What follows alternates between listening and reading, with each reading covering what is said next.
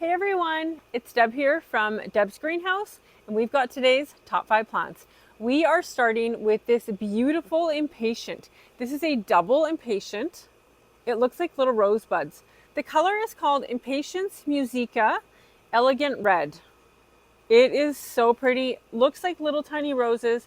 This impatient needs to grow in the shade, so somewhere where it's not in the sun in the afternoon. It will definitely get a sunburn and not do well if it's way too hot.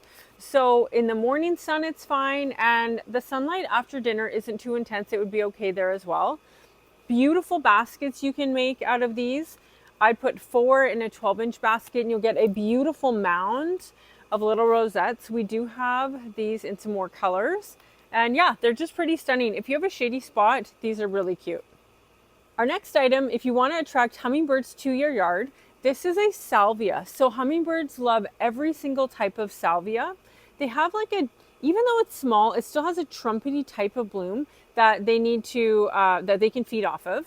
So they love it. What's really cool about this is Salvia Vibe Fuchsia. We have the Vibe series in 3 colors. These have like a honey nectar in them, and it has an edible bloom. So you can eat the bloom, and it has like a super sweet nectar in it. Yummy. Hummingbirds love it. I love it. It's so good. This is super small right now because it's just the end of April, but it's gonna grow a good 20 inches tall and get quite bushy. One singular plant can probably take up like a 6 to 8 inch circumference, plus they get 20 inches tall, loaded in bloom. So like I said, we have 3 colors of this particular salvia, and it will definitely attract hummingbirds. It's a keeper. Our next item is one of my son Clayton's favorites.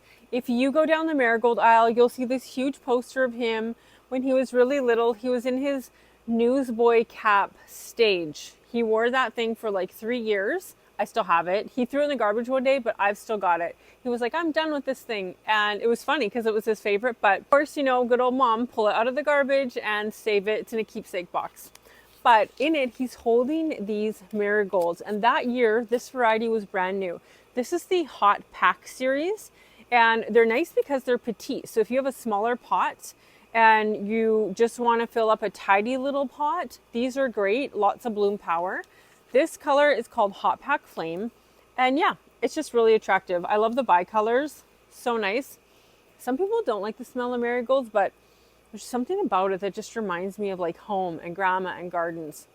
It's really great to put marigolds around vegetables in your garden bed, especially if you have any deer or rabbit problems. They tend to not like the smell of marigolds, and they'll usually stay away from those items, favoring other things that don't have marigolds around them.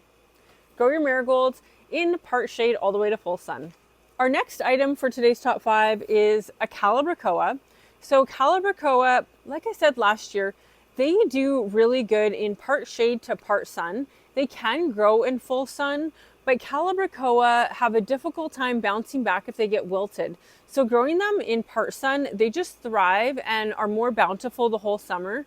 This color is probably my favorite color that we have this year. It's called Hula Strawberry. I love anything that has a bicolor. It gives more depth, more dimension to your container, your basket, your planter. These do really good in window boxes, in planters and containers.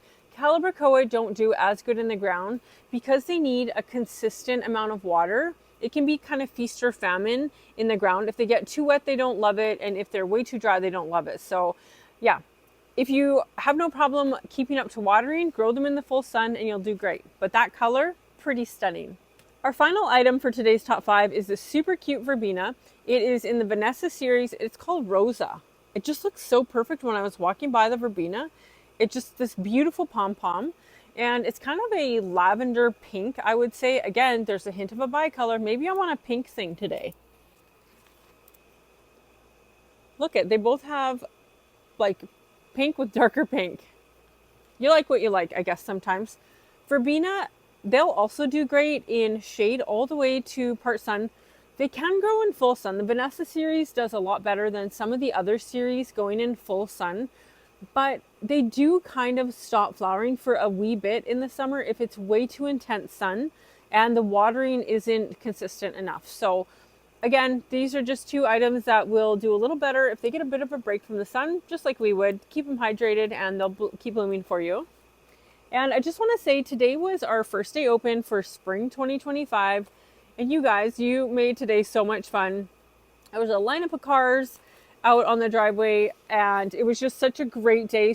We got to see so many of our returning customers and it's such a good feeling to catch up with you after a year, after a season, and so many new faces. So thank you for watching our videos, and to all of you that said you love them, thank you for watching. We love that you enjoy it. So have a great night and we'll see you tomorrow.